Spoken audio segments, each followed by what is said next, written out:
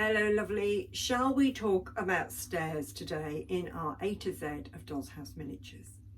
There are all sorts of different ways you can do stairs, but let me show you around my 3 properties and it will give you some different ideas on how you can adapt the configuration of stairs. Maybe you want to leave them out altogether and you just want to have a door at the back of the landing which gives an impression of going through to somewhere else where the stairs are. Oh. So this is the downstairs of Maggie May's. This is the entrance hall. Yes, I've still to do the skirting boards and bits and pieces here. This staircase, this stair run, if you like, was already glued in and it was very well stuck. And it had got lots of banisters and bits and pieces, and I'll show you those afterwards so you know what you're looking for. But I thought, you know what, 1970s rock and roll house, they may well have ripped out the banisters and things. So I decided not to fit them. The back of the staircase is often, can you see how this is solid there? It's often just solid, so that sort of, it comes as a chunk normally. So you've already got sort of ceiling bit as the stairs go upstairs. And then on the next floor there are, I've put newell posts and banisters and things because I thought, okay, it's one thing here, I'm going to have plants and stuff going up there instead, but it's another thing coming up to this level to have that empty space at the back. It could be a bit dangerous, so I thought I'll put those there. So that's a bit of a barrier. But how do we get up to the top landing? You know what? It doesn't matter. You don't have to have stairs everywhere if you don't want them. It's perfectly acceptable in any house to leave things to the imagination, and you don't have to have stairs or bathrooms and kitchens and back doors or whatever if you don't want them. Now if I show you Ashton Place, this is the basement. And these are shorter runs of stairs down into the basement, again with the solid backs.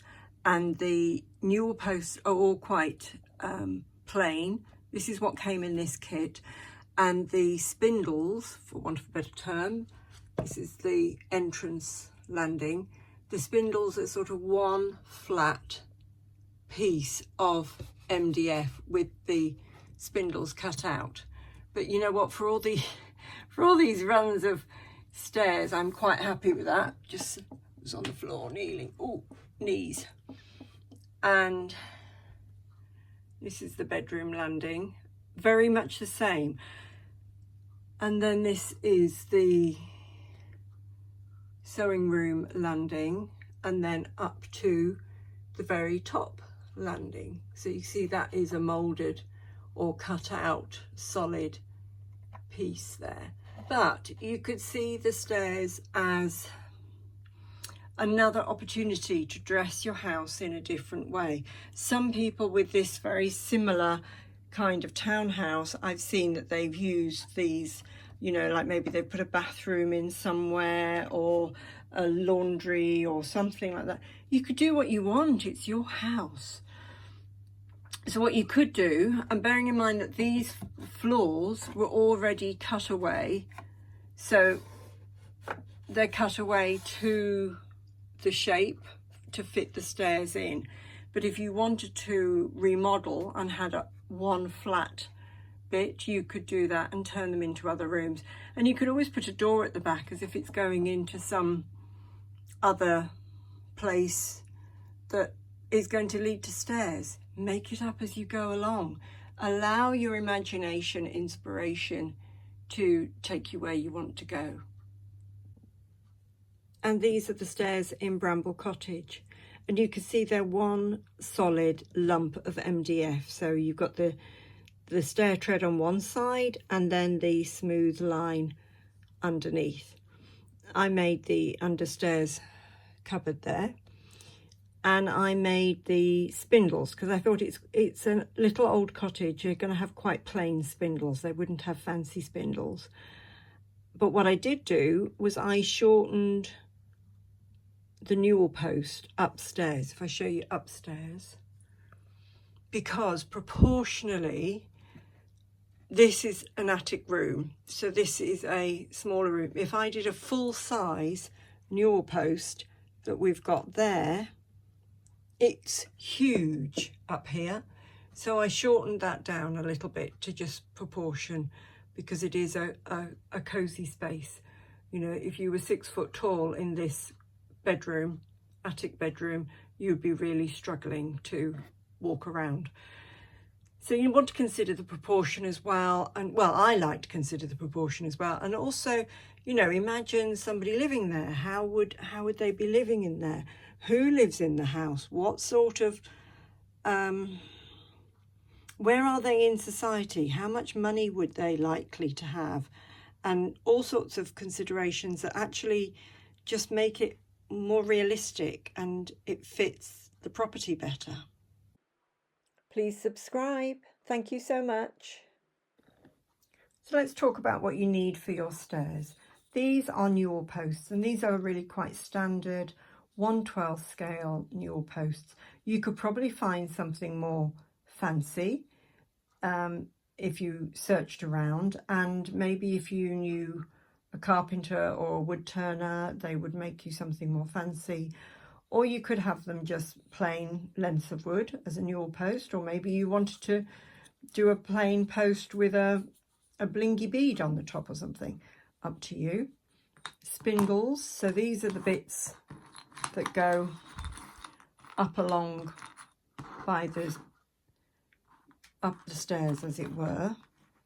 And again, these will come in all sorts of different designs, but these are fairly standard, so they go like that. It is all quite a fiddle. Sorry, other way up. So those go on the stair treads, and you could stain or paint them.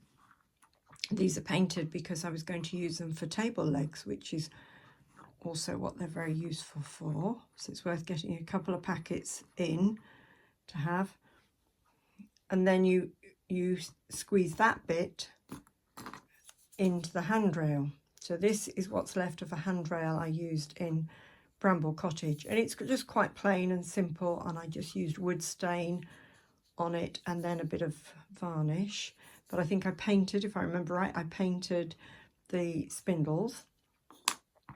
This is a bit of the handrail that came with the kit for Maggie Mays, but I haven't actually used it, so if I can get that in focus, that's sort of, sorry, that's a little bit come out of that corner. So this is more of a round blob, but then you've got the cutaway bit underneath at the top of the spindle pokes into.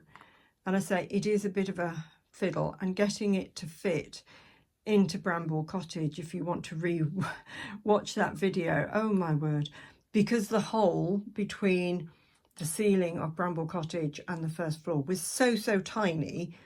In order to go up the stairs there, if you were a person going up the stairs there and into the bedroom, you'd be doing a bit of a limbo hands and knees job getting up through the hole. But anyway, you know, who really goes up there? But then whatever, let your imagination run riot.